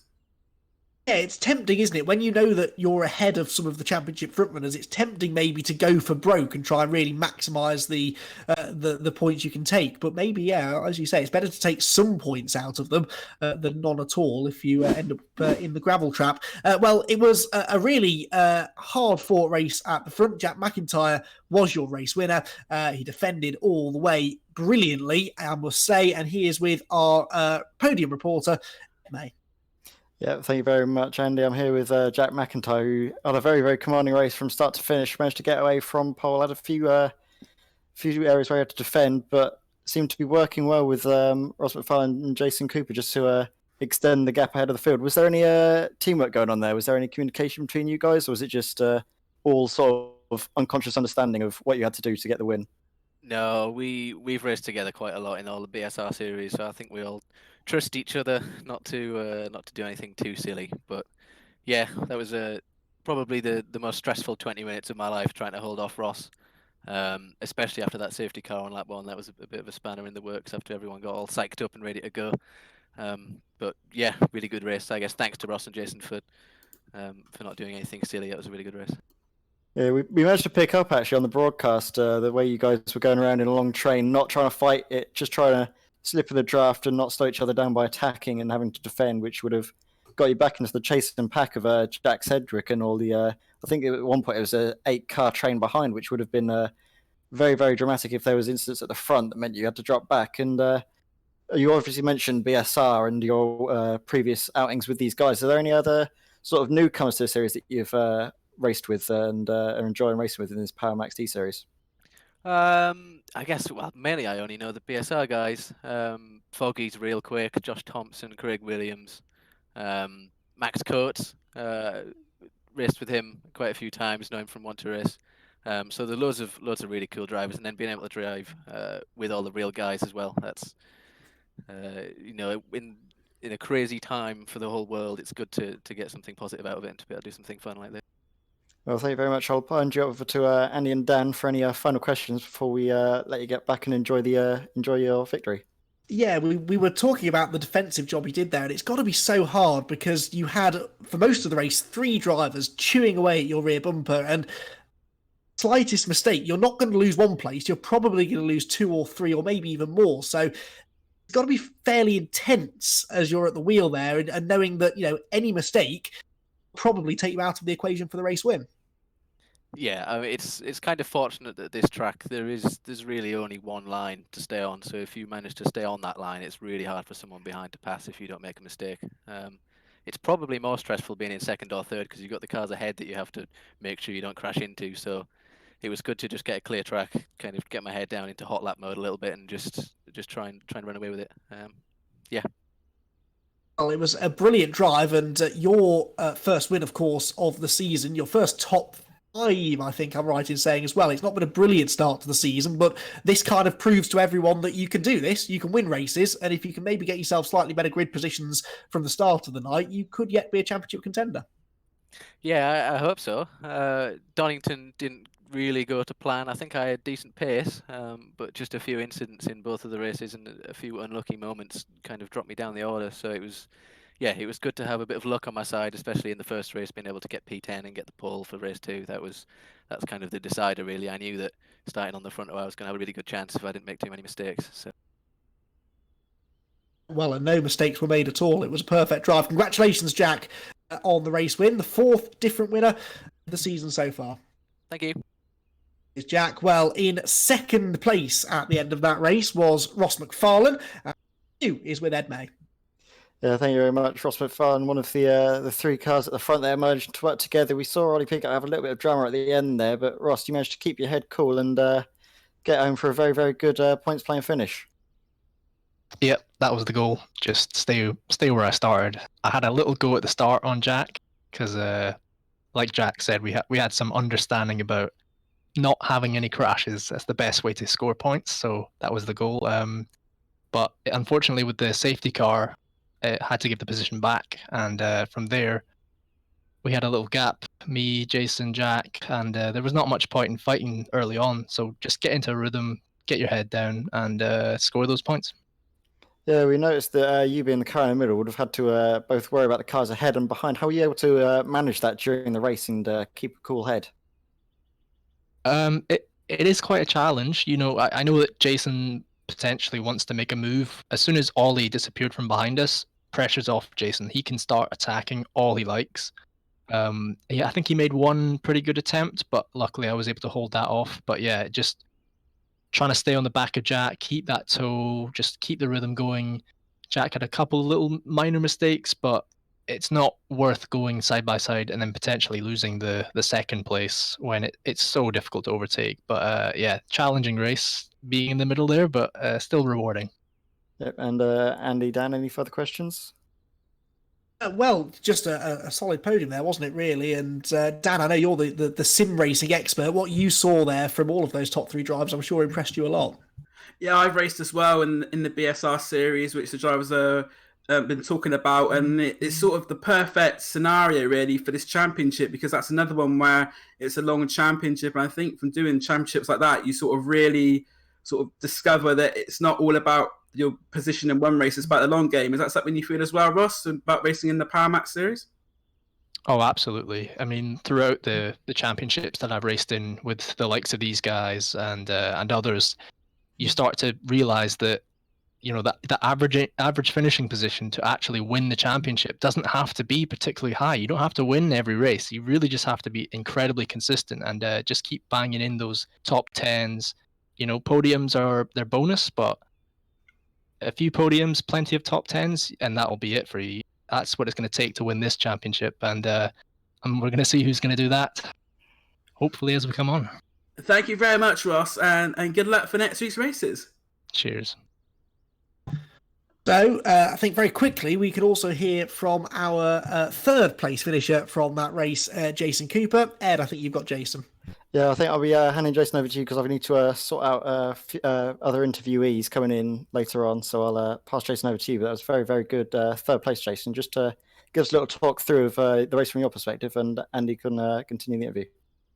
Hi. Yeah, pretty happy with a third place. I had quite a frustrating first round. Didn't really pick up many points.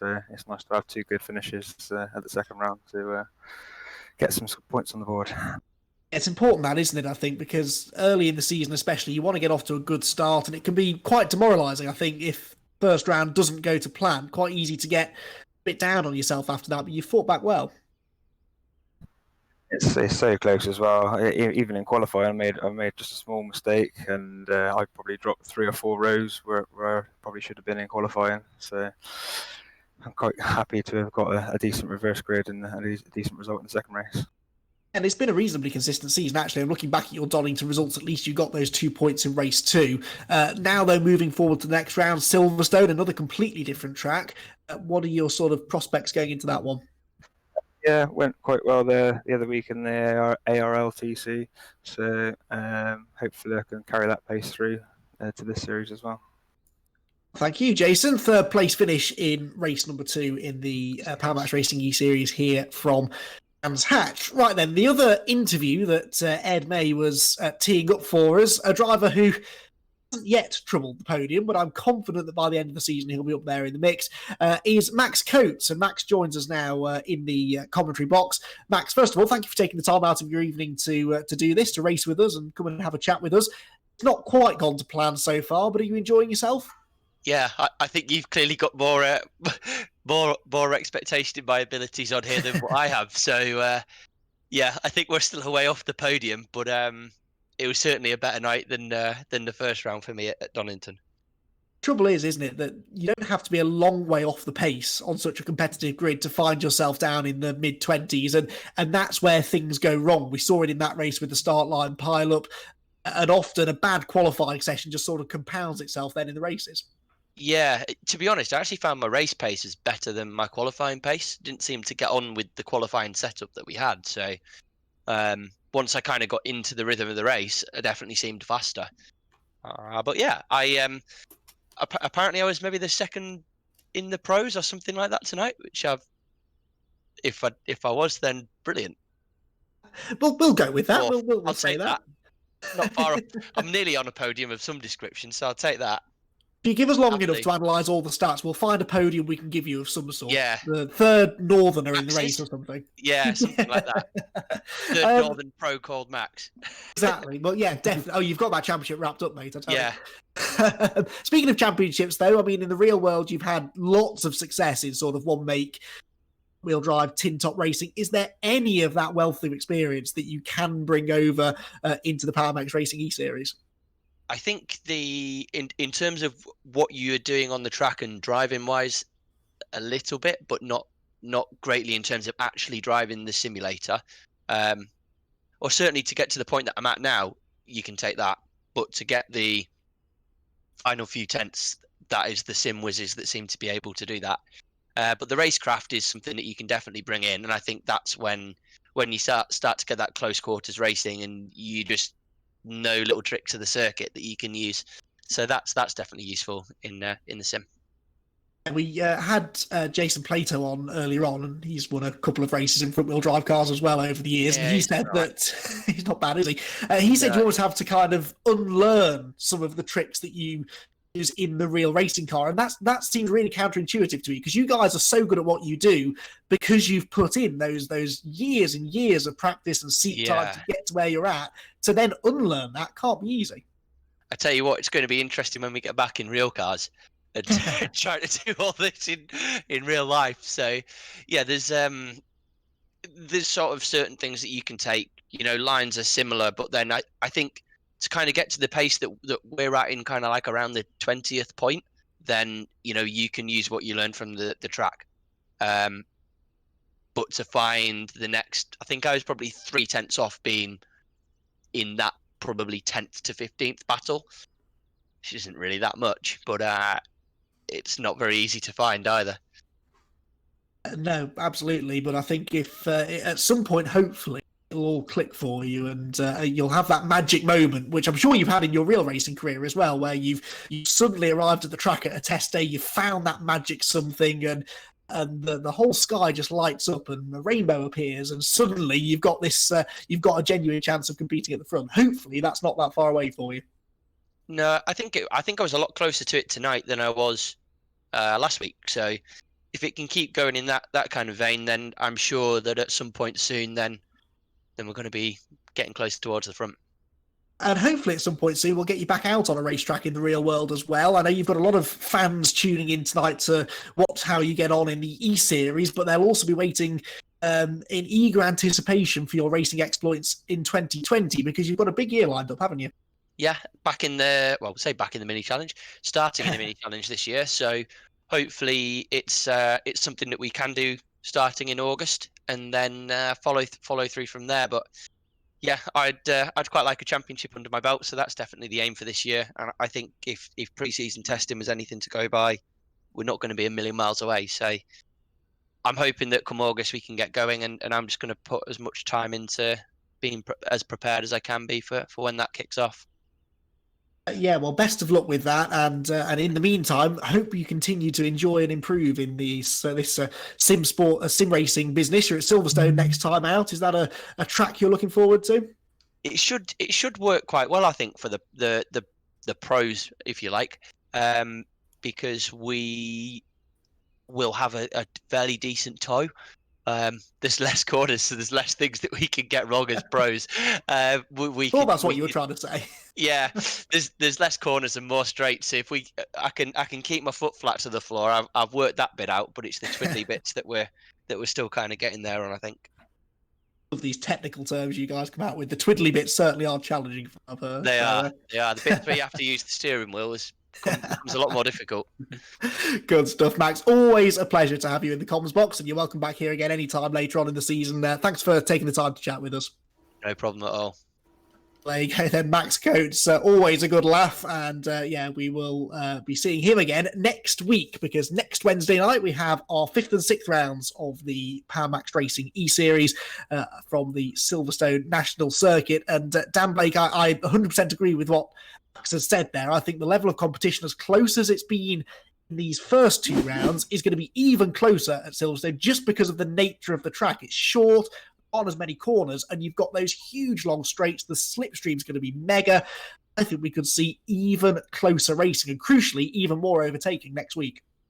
Silverstone is a very compact circuit. You've got the long straights, and it won't surprise me if we're not seeing 2 or 3 wide down the Wellington Straight as they break down towards Brooklands. And it's going to be really interesting to see how the pro drivers compared to the sim drivers. A track like Silverstone, they maybe with the lack of the corners, and sort of as we were saying earlier, maybe a bit less of the things they're struggling with in the car. We may see some of the pro drivers propping up a bit further than we've seen them in the first 2 rounds. It's been really interesting to chat to some of the pro drivers tonight, actually, and get their take on just why they're struggling. You know, we see them as the best of the best, and it's hard to understand sometimes why they are struggling so much to apply what they know do sim racing, but we've had a few interesting takes on it tonight, and hopefully Silverstone, with less of those pesky corners, they should be able to get somewhere near the sharp end. Well, thank you everyone who has joined us tonight for the broadcast. Hope you've enjoyed the racing from the Brands Hatch Indy circuit, and we will be back next Wednesday evening on the Silverstone National Track for rounds 5 and 6. That's all of our interviews done as well now. So all that remains for us to do, I think, is first of all thank our partners who have helped bring us here: Next Gen Racing, National Racing Association, the XVR Sim Racing Team, and of course One TV. And thanks to Dan Blake and Ed May for keeping us on track as well as the night has gone on. In fact, I'll tell you what we'll do. We'll have a very, very quick chat, shall we, if he's here, with Cy McNally. It's nice to round things off with a chat from Cy, who I think is here in the commentary box. And Cy, it's It's been another good night of racing tonight here at Brands Hatch. We're moving on to Silverstone next time, and there seems to be some real anticipation for the next round. There are plenty of reasons for people to tune in next Wednesday night, aren't there? Yeah, I think so. I think it's been an interesting night. I mean, the start of race 2 was carnage, which we kind of expected, but that was, I think, a little bit more spectacular than any of us thought it would be. Yeah, I mean, obviously, the thing with Fast Star is fantastic for everyone. I mean, the opportunity for somebody to win 10 grand just by guessing the fastest lap time is fantastic. And I know they've already opened the books, as it were, for the next 3 rounds, so people can jump on their website and get involved with that now. Yeah, we're looking to get some guest drivers in for the next couple of rounds as well. Obviously, we had Billy in this week. I think we're looking for sort of similar caliber of drivers over the next few weeks. So yeah, it should be interesting. And as far as the championship's going at the moment, it's pretty tight up front, isn't it? Every time it looks like one driver's got a bit of an edge, all of a sudden they have a slightly iffy race and someone else wins. We've had 4 different winners from the first 4 races, so it really couldn't be more competitive. Yeah, I mean, we were going for realism with touring cars, and I don't think you can get much more realistic than that, to be honest. Yeah, I think it's looking to be quite an exciting series. I mean, looking at the chats, even just after the races now in Discord, and looking at what everyone's saying, I mean, everyone's really pumped up and excited for it. And I think there's quite a few people that want to win the big. Yeah, well, I'm not surprised, really. That is a prize worth winning, that all expenses paid for test in the VW Cup racing car. And come the end of the season, in about 8 weeks' time, we will be able to tell you who has won that. That goes to the top sim racer, remember, in the championship, which at the moment, by my rough maths, is Kieran Harrison. But Si, I know people, if they want to keep track of actual points and results and all the latest breaking news, the PowerMaxed Racing social media pages, that's a good place to start, isn't it? Yeah, we're going to be putting out the championship standings and all the results from today after everybody's sort of reviewed all the tapes and everything tomorrow. Aiming for midday, but with the amount of incidents there were, it might be slightly later than that. But yeah, if everyone follows our social media channels, they can see everything that's going on, and we're tending to get a lot of content out, both around this and everything else we're doing and competitions and everything. So it's definitely worth. Good stuff. Well, thanks, Si McNally, for joining us. We'll be back here again next week with Si for the 5th and 6th rounds at the Silverstone National Circuit. Thanks again to Dan Blake, Graham Sessford, everyone at the Year 1 racing team. It's been a fantastic night of racing here from Brands Hatch in the PowerMaxed Racing eSeries. We're still no closer to realising who the true pace setters are going to be in the championship. Things for sure. Next week at Silverstone, the competition is set to get even tighter.